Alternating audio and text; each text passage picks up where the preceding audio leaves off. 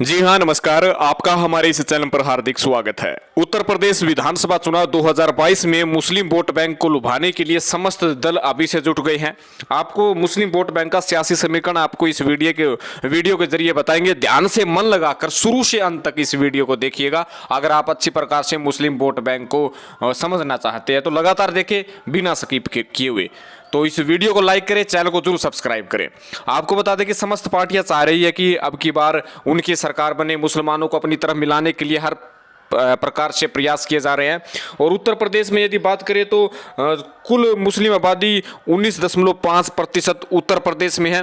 और बताया जा रहा है कि मुस्लिम आबादी यदि एक तरफा किसी पार्टी को वोट दे दे तो उत्तर प्रदेश में उस पार्टी की सरकार बनना तय माना जाता है। और उसी के लक्ष्य के आधार पर चाहे कांग्रेस हो, चाहे बीजेपी हो, चाहे सपा हो, चाहे बसपा हो, चाहे ओवैसी हो या अन्य पार्टी हो, समस्त पार्टियां प्रयत्न कर रही है। अगर टॉप 10 सीट की बात करें तो सहारनपुर ले लीजिएगा, बिजनौर, मुजफ्फरनगर, मेरठ, रामपुर, बहराइच, श्रावस्ती, बरेली, संभाल, मुरादाबाद, किराना आदि टॉप 10 मुस्लिम बहुल जो है सीटें यहां पर मानी जाती है। आपको बता दें कि भारतीय जनता पार्टी ने भी तय कर लिया कि अब की बार मुस्लिम उम्मीदवारों को मैदान में उतारेगी। संघ ने साफ तौर पर कह दिया है कि जहां पर मुस्लिम आबादी ज्यादा है वहां पर मुसलमानों को ज्यादा से ज्यादा उम्मीदवार बनाइएगा। 2017 का विधानसभा चुनाव था वो अलग था, क्योंकि उस समय सिचुएशन अलग थी। क्योंकि 2014 के बाद कोई भी यदि विधानसभा चुनाव होता था तो मोदी के नेतृत्व में लड़ा जाता था और उस क्षेत्र में उस कह सकते कि राज्य में भाजपा जीतती हुई दिख रही थी। लेकिन आज की सिचुएशन में उत्तर प्रदेश में भारतीय जनता पार्टी की अलग है, क्योंकि जिस प्रकार से पश्चिम बंगाल में और दिल्ली में और असम में जो मुस्लिम बहुल क्षेत्रों में भारतीय जनता पार्टी का सुपड़ा साफ हुआ है, कई जगह पर तो जो है जमानत भी जब्त हो गई है। उसके लिहाज से अब की बार खुले दिल से भाजपा कह रही है कि मुसलमानों को भी हम उम्मीदवार बनाएंगे, मुसलमानों को अपनी तरफ जो है करने के लिए हर संभव प्रयास भाजपा कर रही है। वहीं कांग्रेस की बात करें तो कांग्रेस पार्टी ने 2 लाख मदरसों की लिस्ट बनाई है और मदरसों के जरिए मुसलमानों के घर घर जाकर वोट मांगने की अपील करेंगे। और कांग्रेस के द्वारा कराए गए मुसलमानों के प्रति जो कार्य है उनके बारे में भी वे प्रचार प्रसार करेंगे। आप देख लीजिएगा 59 मुस्लिम बहुल सीटों पर प्रतिशत की बात करें तो 2017 में सबसे ज्यादा 39 सीटें भाजपा ने प्राप्त की थी। आपको बता दें कि 3 तलाक का मुद्दा हो चाहे अन्य मुद्दों के जरिए मुसलमान वोट बैंक को रिझाने की पूर्णतः सफलता भाजपा को मिली थी। और सपा को आप देख सकते हैं 29, बसपा को 18 और कांग्रेस को 7 सीटें मिली थी। वहीं 2014 का लोकसभा चुनाव आप देख लीजिएगा, कुछ अलग दिखेगा आपको। लेकिन आप 2012 का ये देखिएगा चुनाव विधानसभा, जिसमें 22 सीट बसपा को मिली थी, 26 सीट सपा को और 22 सीट जो है आप देख सकते हैं कि बीजेपी को। तो इस प्रकार ये वोट प्रतिशत रहा है। लेकिन और भी समीकरण आपके सामने प्रस्तुत होंगे।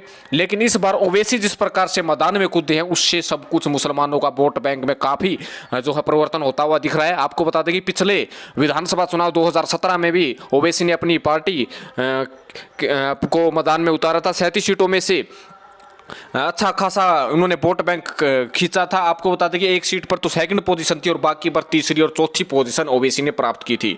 आपको ये भी बता दें कि बिहार में जिस प्रकार से 5 सीटें उन्होंने मुस्लिम बहुल आबादी में जीती हैं उससे उत्साहित होकर जो है ओवैसी अब की बार गठबंधन या तो बसपा के साथ कर सकते हैं या फिर ओम प्रकाश राजभर के साथ मैदान में उतर सकते हैं। यदि वोट बैंक की बात करें तो मुसलमानों का वोट बैंक 19.3% जो ज़्यादा सीट जो 80 सीट ज़्यादा मानी जाती है।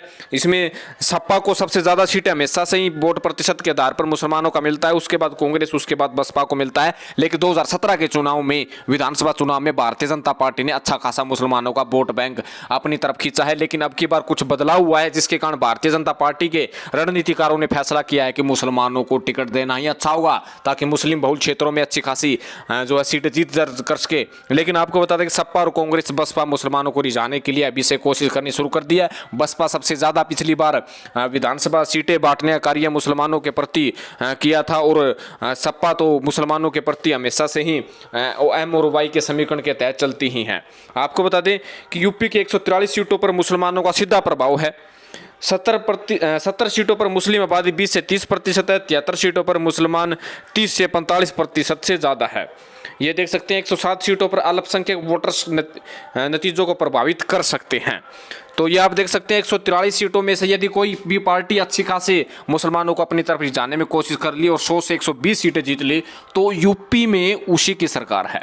जहां अखिलेश यादव एम और वाई, एम यानी मुसलमान और वाई यानी यादव वोट बैंक की तरफ आगे बढ़ रहे हैं, वही बसपा अब की बार फिर से मुसलमानों को रिझाने के लिए अब की बार मुसलमानों को ज़्यादा से ज़्यादा टिकट वितरण का कार्य कर सकती है और ओवैसी भी अहम फैक्टर अब की बार सिद्ध होने वाले हैं।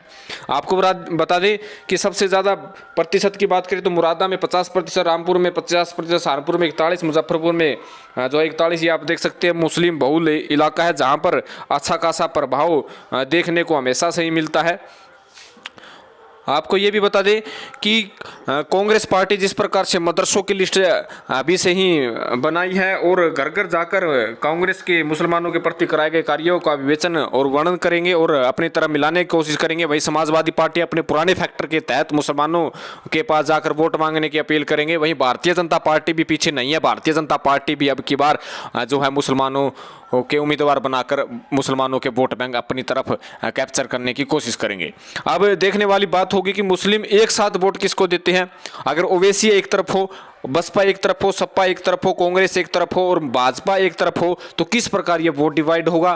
क्या जिस प्रकार से पश्चिम बंगाल में और दिल्ली में और असम में मुस्लिम बहुल इलाकों में जिस प्रकार से भारतीय जनता पार्टी को हराने के लिए किसी एक पार्टी को मुसलमानों का वोट जो है दिया गया था, क्या वही सिचुएशन उत्तर प्रदेश में होगी। क्या बीजेपी को हराने के लिए किसी एक पार्टी को मुस्लिम इकट्ठा होकर जो है एक पार्टी को वोट देंगे तो भाजपा को बड़ा खतरा पैदा हो सकता है, क्योंकि मुस्लिम जहां पर ज्यादा आबादी होती है भाजपा वहीं पर पिछड़ती हुई नजर आती है।